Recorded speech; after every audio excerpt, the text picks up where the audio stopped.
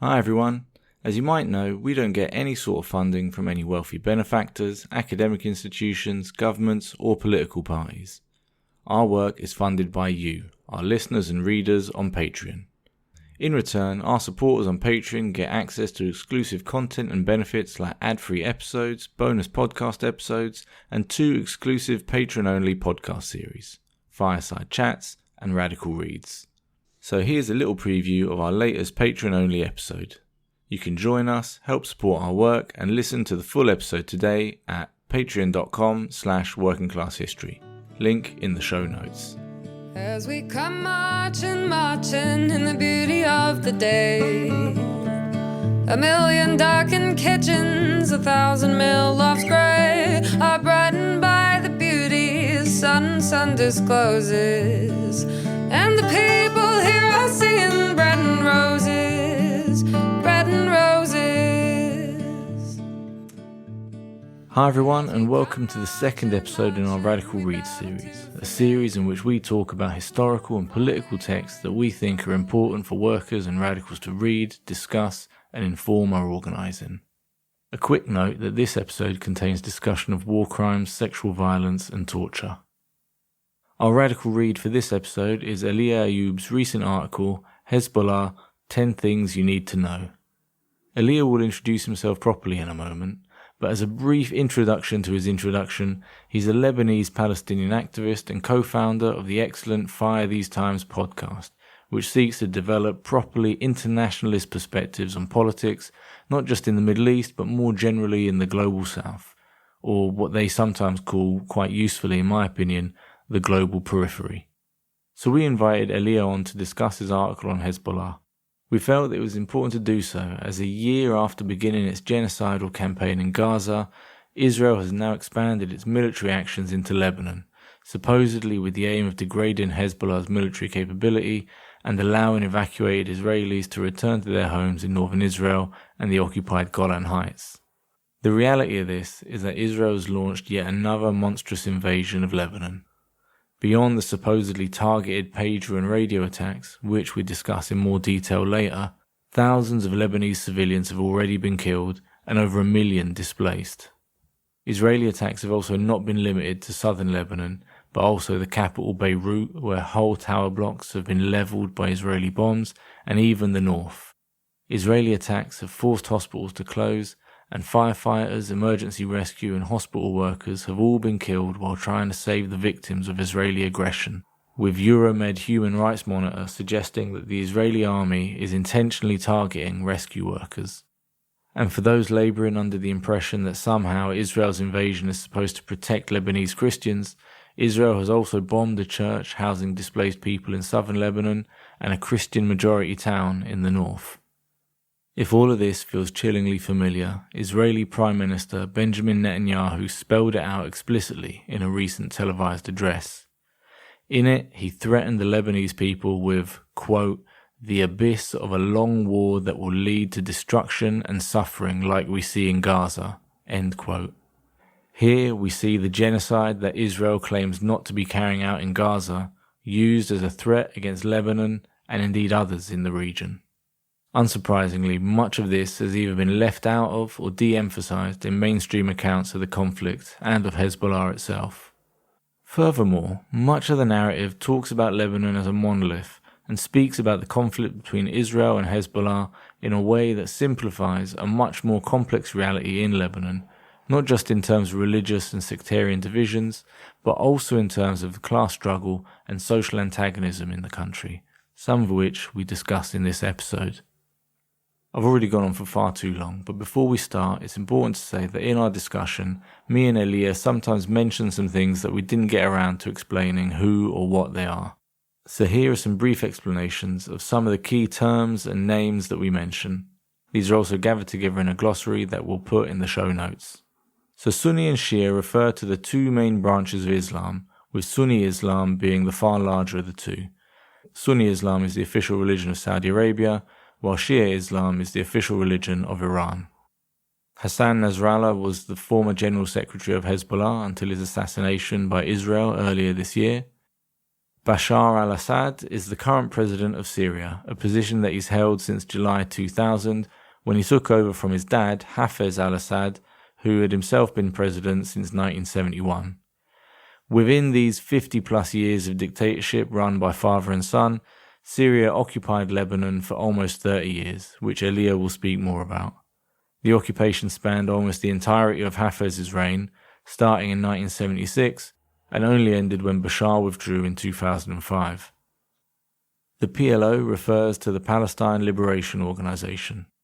The PLO is made up of a number of largely secular nationalist groups and is the official representative of the Palestinian people recognized by the UN and Israel.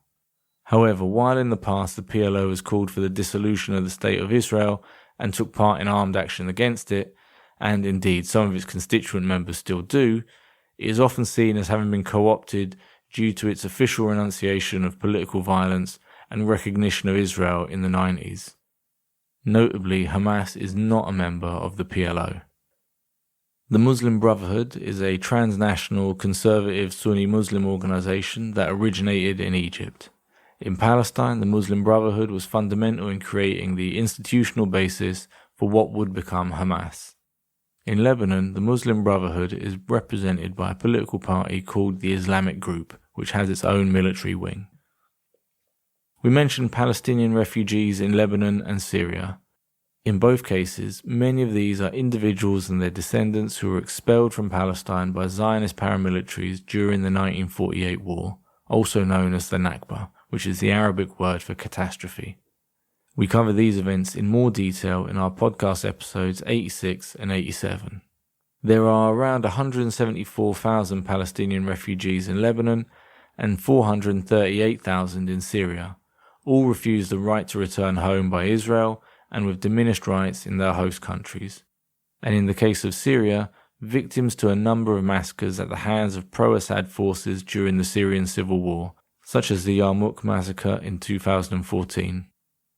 Finally, we mentioned the Sabra and Shatila massacre, which was the 1982 massacre at the Sabra and Shatila refugee camps in Beirut. Over a 40-hour period, between 2,000 and 3,500 Palestinians were killed by Lebanese Christian forces. This was done with the full support of the Israeli army, who had surrounded the camps to block Palestinians from escaping and allowed the Christian militias to enter, at which point they carried out acts of murder, rape, and torture against the civilian population, including children as young as 3 or 4. With that important and often harrowing context, we'll now let Elia introduce himself. So my name is Elia Ayoub.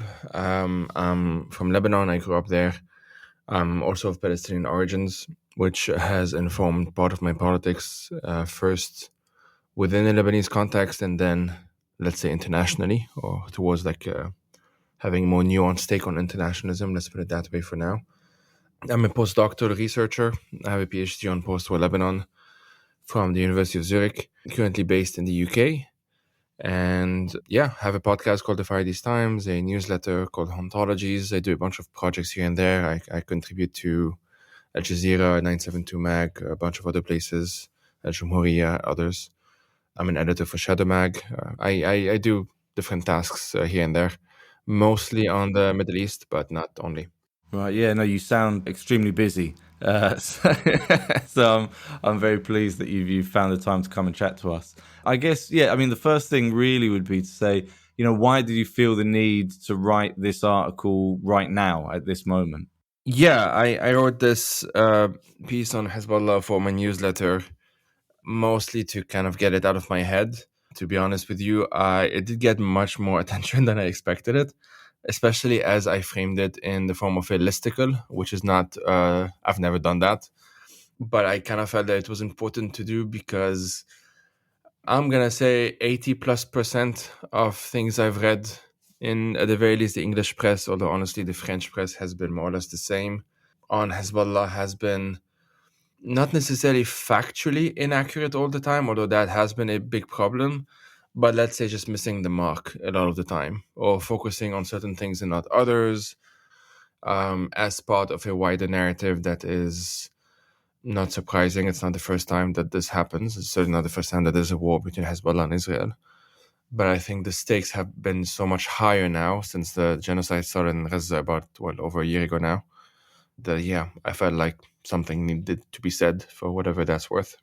Yeah, no, absolutely. I mean, I think for me, I think one of the starkest things was after the Israeli kind of pager attacks and kind of the response from a lot of the mainstream media of being like, how could you want an attack to be any more precise? You know, it's like Hezbollah militants had these pagers, and how much more precise do you want Israel to be? And you feel like you're going mad because it felt like so many people were saying something so insanely wrong that you don't even know where to start, you know. And I guess we'll get onto that later about the pages. But sorry, I don't know if you wanted to.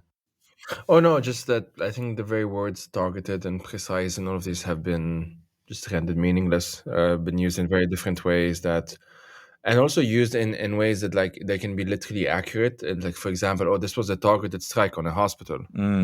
Yeah, it was still a targeted strike on a hospital, right? Like the fact that it was targeted doesn't, if anything, it makes your culpability higher because we also have intent now.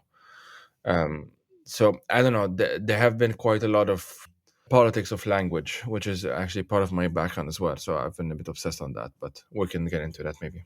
Yeah. No, absolutely. I mean, I guess now would be a great time to go into kind of what is Hezbollah, and also, you know, can you say a little bit about their origins? Where did they come from? Yeah, for sure.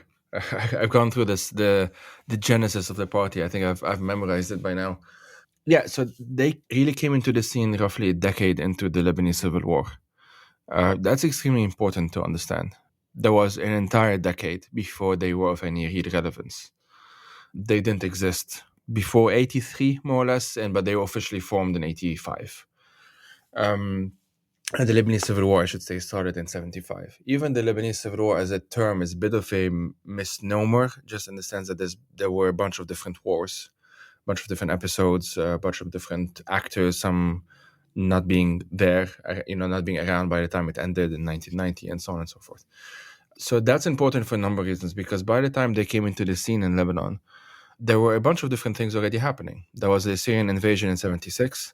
There were multiple Israeli incursions, including a de facto invasion that was short-lasting before 82. And then obviously in 1982, the Israelis did the full-scale invasion and siege of Beirut, which was followed by the Sabra and Shatila massacre by their allies, the Phalangists, with the Israelis quite literally preventing Palestinians from leaving the camps for 3 entire days. And then, of course, as I said, the siege of Beirut, and then they withdrew and they occupied South Lebanon until 2000. So that's 18 years of occupation. And it's in that period that Hezbollah came into the game. There was no Hezbollah before. There was a movement called Amal, which means hope in Arabic. I'm going to be generalistic about Amal here because they're very messy. But it started off as a working class movement, largely among Shias in the south. But not just. One of their founders was a Greek Catholic Melkite bishop. It was secular in orientation, borderline nationalist at times. But because it was mostly working class, and most of the South was working class, and most of the working class in the South were Shias, it was mostly Shia Muslim. Out of Amal came a number of different parties. Long story short, Hezbollah was one of them.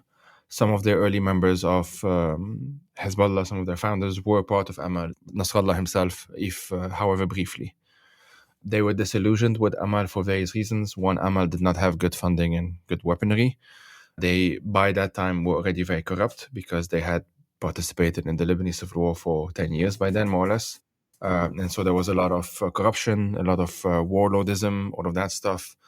Muqtada Sadr, who was the founder of Amal, was forcibly disappeared in Libya, very likely killed by Gaddafi. That created a power vacuum, which led to Nabih Berri, who is still in power to this day, who is notoriously corrupt. Long story short, they were seen as complacent, at the very least, if not complicit, in the Israeli occupation of South Lebanon. Amal was battling a bunch of Palestinian armed groups at that time, and that created a bunch of resentment, if you want to put it that way, that led to the creation of Hezbollah, which, unlike Amal, had a very religious character. So Hezbollah came out of the Iranian Revolution in 1979. the theocratic one that put the Ayatollah in power. Now we're with the second Ayatollah, of course. It doesn't mean that they are an Iranian party. They are a Lebanese party, but they were formed with that ideological structure in a very specific context, which was South Lebanon.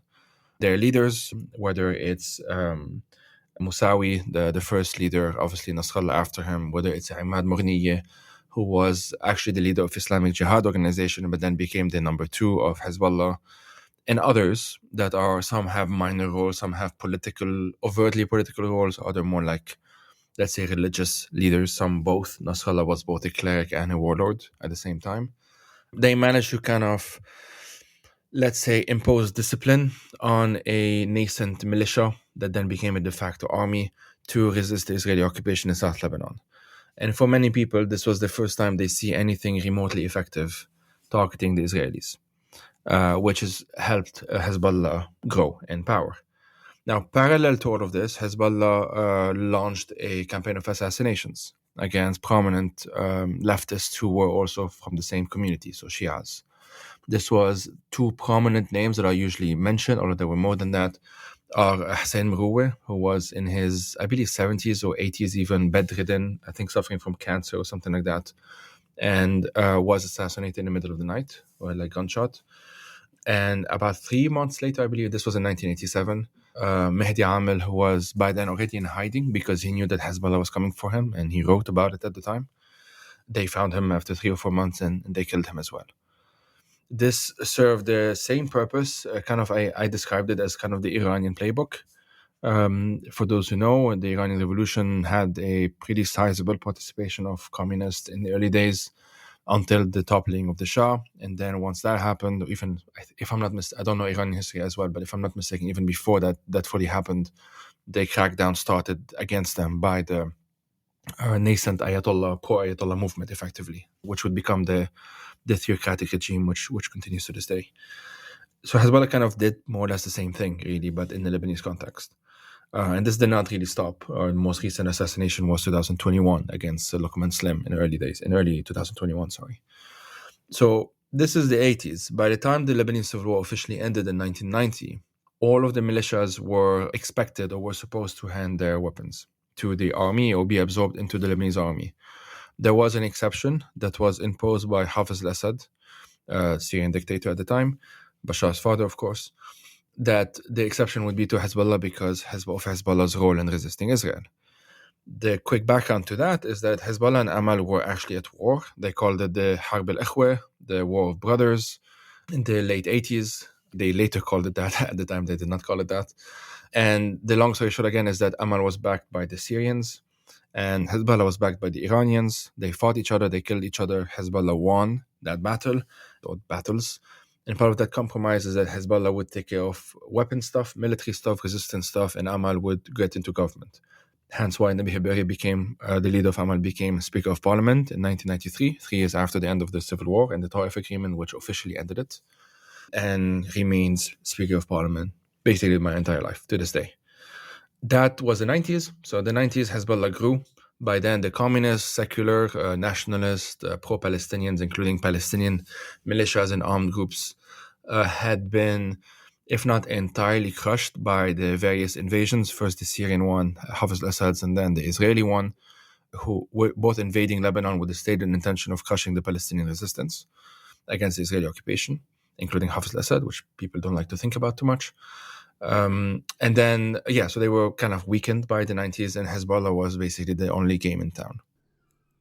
That brings us to the end of this episode preview. To listen to the full thing and help support our work researching and promoting people's history, join us on Patreon at patreon.com/workingclasshistory. Link in the show notes.